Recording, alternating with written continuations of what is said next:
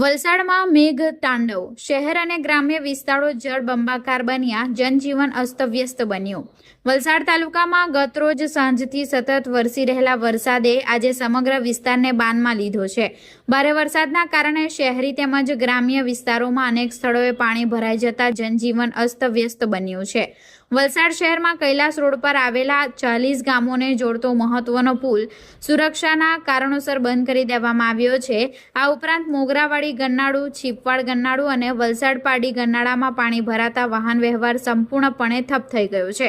વાંકી નદી નજીક આવેલી જીબી કચેરીમાં પણ વરસાદી પાણી ઘૂસી જતા કામગીરી પ્રભાવિત થઈ છે।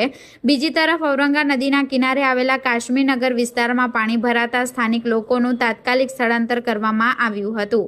દરમિયાન વલસાડ પોલીસ, એનડીઆરએફ અને વલસાડ નગરપાલિકાની ફાયરની ટીમ વહેલી સવારથી જ બચાવ અને રાહત કામગીરીમાં જોડાઈ ગઈ છે। ફસાયેલા લોકોને સુરક્ષિત સ્થળોએ ખસેડવાની કામગીરી યુદ્ધના ધોરણે ચાલી રહી છે।